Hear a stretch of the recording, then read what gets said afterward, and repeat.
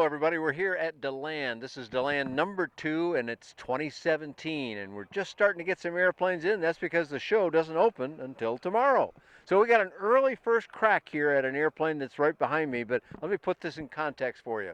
We have 143 models of aircraft in the LSA space. This is special light sport aircraft, all fully approved by FAA and ready to be sold as fully built aircraft. Out of 143 models, there's a lot of choices. That's good news. The tough news is, well, how do you pick the right one then with that huge diversity? And I'm going to tell you right off the bat that this Harmony LSA is an airplane for general aviation guys. If you've been flying Cessnas, Pipers, Bonanzas, Cirruses, Diamonds, etc., those kind of airplanes, type certified airplanes, this one may meet your needs as well as any you'll find. It's solid. It feels like a GA airplane. It's comfortable inside. The control movements and the stick use, although it's a joystick, not a yoke, feels like a GA pilot will expect it to feel. So I mentioned this is the Harmony LSA.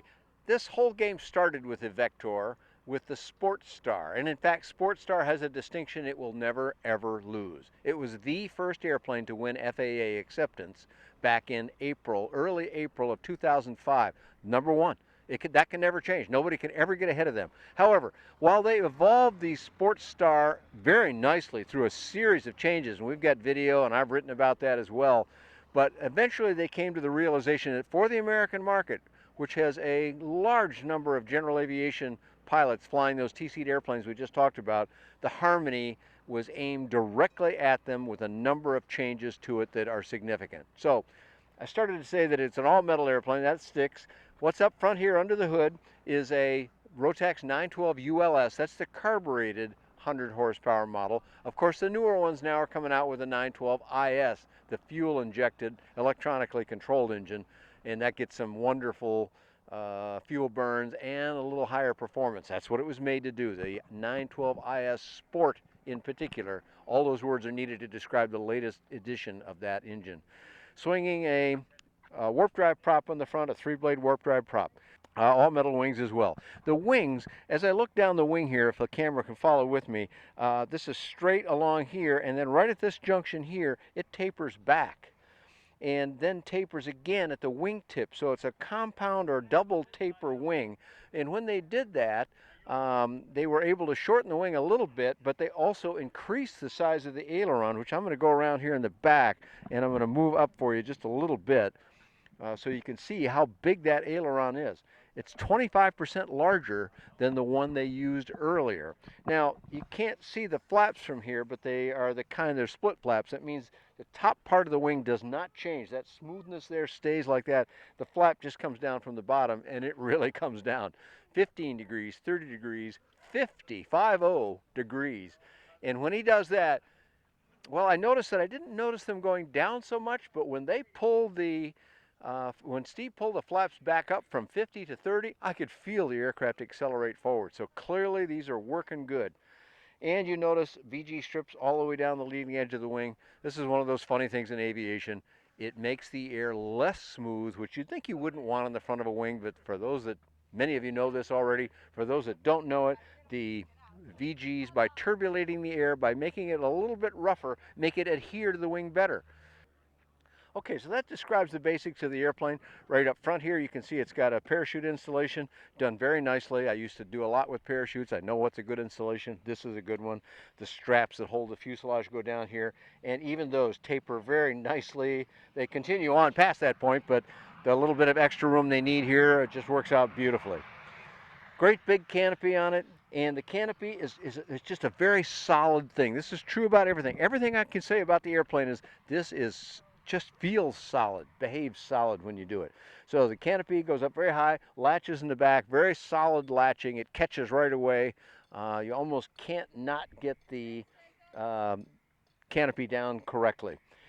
looking here, the camera can see the seats a little bit, and while we're looking at that way, and I just mentioned the canopy, these seats may look a little bit low to you. And indeed, they were a little low on my back, perhaps down about where my hand is reaching there. I kind of like that because I could relax back a little bit like this and stretch my shoulders a bit.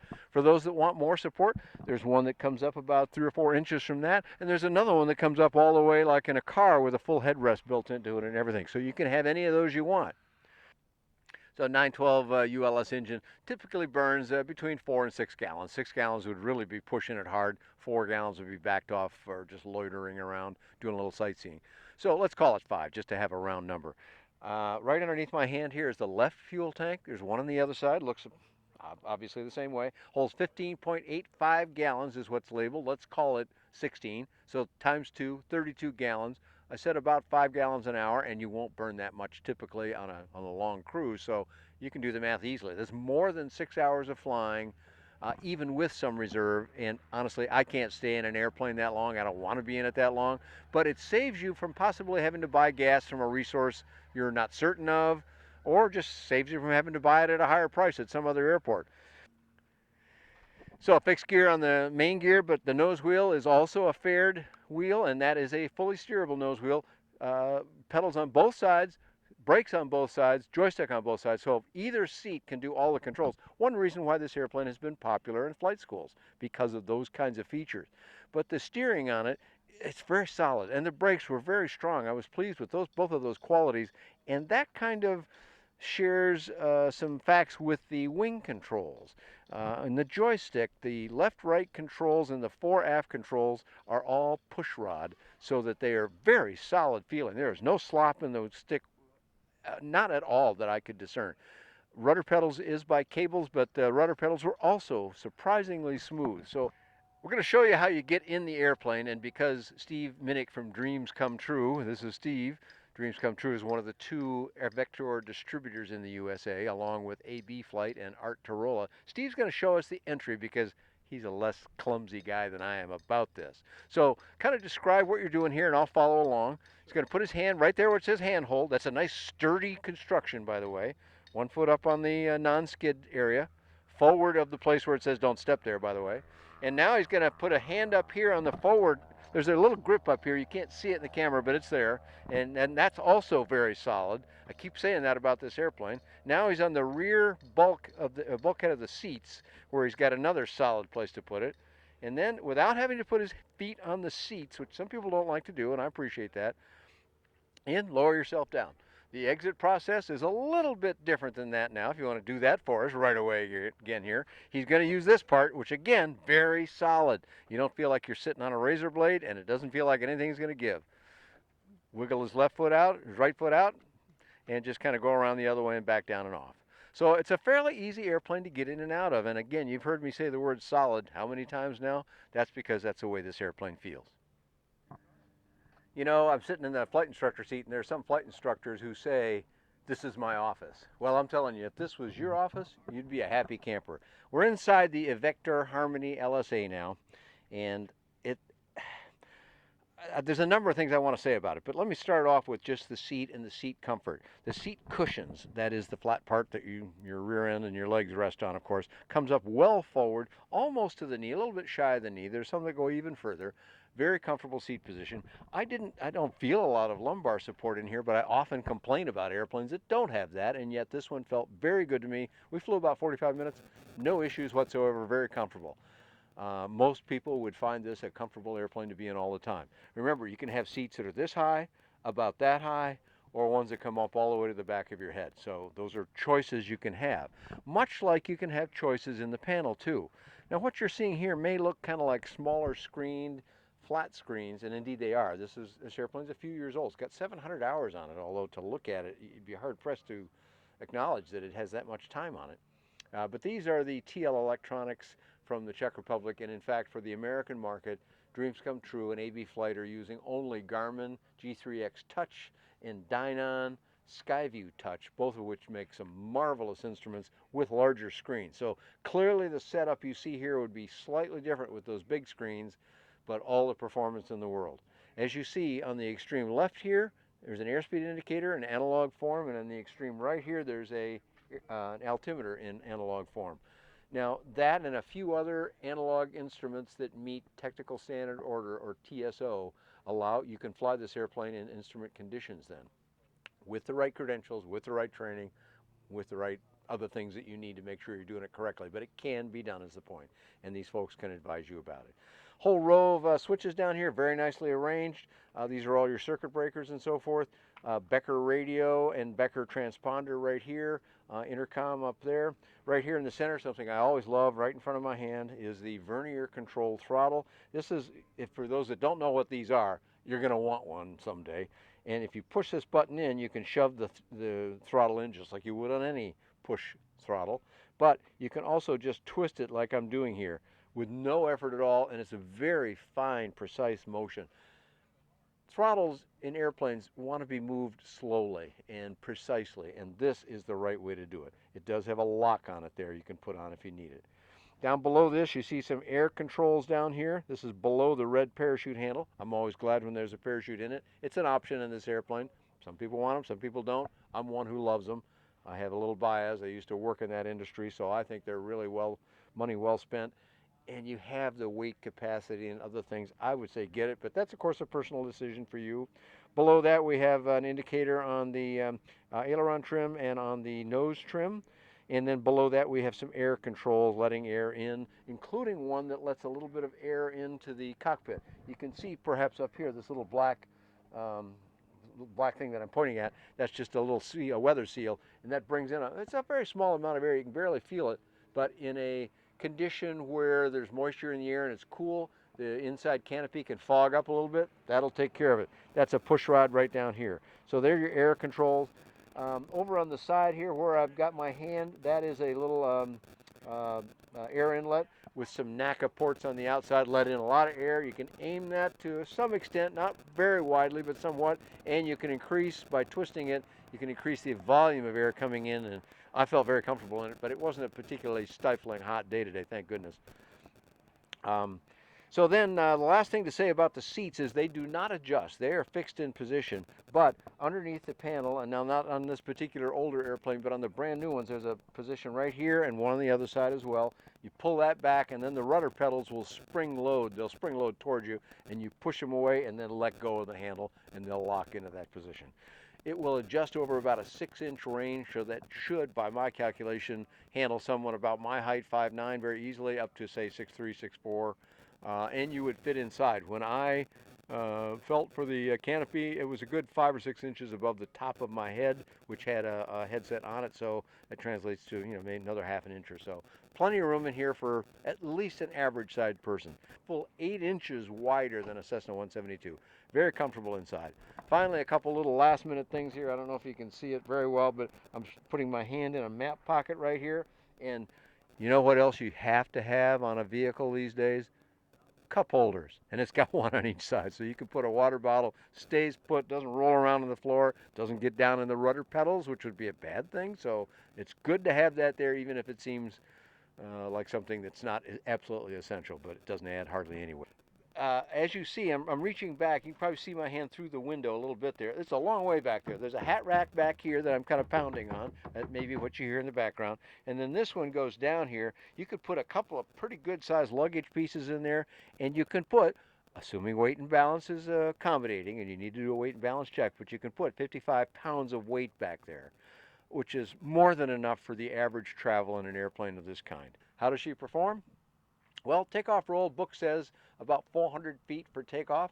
Certainly we got off the ground quick. I don't have any way to verify that independently without going out and measuring or something, but we were off the ground quickly and we were climbing rapidly. So we took off, left the ground 400 feet, climbing out about 70 knots, and that was showing about 1,000 feet a minute climb rate at about 5,300 RPM. In all cases, I never saw engine heat, oil pressure, oil temperature, or exhaust gas temperatures get anywhere out of where they should be. Clearly the cowling arrangement and the way they've got airflow through the engine working very, very well for them. So we climbed out, we got up to altitude. We only got to about 3,000 feet and we're about sea level. So you're still fairly low in all these numbers. But as I let Steve do all of this and I just observed, we got up to about 106 knots indicated 109 or so GPS. And again, it'll go a little bit faster with the 912 IS engine, and with the right prop on it, you're going to see the very near the 120 knot limit of the airplane. Then what surprised me, I knew it went pretty fast, but what surprised me, I've forgotten how slow it can get with no flaps down, but with backing it off and entering a slow flight, we were down into the 40 knot range. And when we added 15 and then 30 degrees of flaps, got it down to below 30, about 35 knots. And at which speed the airplane, of course it doesn't respond as quick then, but it felt very solid again. That word just keeps coming up, and it expressed that very, very well. When we did stalls, a stall warning comes on, and it comes on fairly soon. It comes on at about 50 knots, so you're going to get the stall warning. If I'm critical about anything, it may be that the stall comes on and it's not obnoxious enough that after a few minutes of having the stall continuously on, I kind of began to ignore the sound. However, when we got near stall, the airplane started to shake and buckle a little bit. The airflow over the wings is turbulating, and over the tail then you're feeling it. There were multiple indications that you were near stall, not the least of which was the nose was getting high. But I'd kind of forgotten about the stall warning, even though it was still going off. So you get those dual indications, it's very good. But even when it broke at a slow entry, it never did. Steve had to stick all the way back as far as it could go, and no real changes there. So the airplane just was very well behaved. We sped it up a little bit and entered the stall a little more aggressively, and there got to be, it was a momentary break, and the right wing dipped just a little bit. Characteristics are so little, but on that second practice, the deck angle is up so high, I don't know how you could not realize that you were getting near stall, but there were the other indications. The stall warning's going off, the stick shake, or the airplane shake a little bit was going on. There's every indication that it was going to stall, and the slightest relaxing of the controls, we're back flying again. So. Okay, after I handled the controls for a little while, I did steep turns, I did turns across the road, I did some maneuvering, I did my Dutch rolls like I told you, and again, I just have nothing but good news to say about the handling characteristics. Very predictable, very easy. Nothing to dislike about that. But I handed those controls back to Steve and said, show me how you do it in a landing and talk me through it. So as we came in and maneuvered and got in approach, I said one thing we hadn't looked at was the 50 degrees down flaps. That's 50 down flaps, and I wanted to experience that. So I asked Steve if he would deliberately set up high so that we could use that. He did. And 15 degrees, you notice it. There's more lift than drag at 15. At 30, there's getting to be more drag than lift, and you can kind of feel it decelerate a little bit. When the 50 came on, I didn't feel any more deceleration, but when he got rid of that, the airplane clearly accelerated forward a little bit. So 50 degrees down is a mighty short field landing, and you probably wouldn't use that in most cases. You do use 15 to take off. You do normally use 30 to put down. But I said, well, if you didn't put any flaps down at all, how are the landing characteristics? Still very straightforward and simple. Of course, you're going to have a little longer run, and you're going to have a little more precision needed in the timing of flare to touch down the wheels very smoothly. 30 degrees would be the desired position. And the landing roll is about 500 feet according to book values at that point. Very straightforward. Steve did a great job, set it down very smoothly, held the nose wheel off the ground for an extended period of time, which is good. Nose wheels aren't as stoutly built as the main gear, and that's exactly what you should do. And he did it very well. So a nice experience overall at flying the Evektor Harmony LSA. Surely you got more questions and there's more answers to come, and you can find those in two places. Let's do Dreams Come True. That's Steve's business, and you can find that at midwestsportplanes.com, or you can reach out to, he's in Ohio, you can reach out to his partner on the East Coast. That's Art Tarola at abflight.com. And you can find more about both of these airplanes and lots more affordable aircraft in the light space on buydanjohnson.com. Thanks a lot for coming along with us here at DeLand 2017.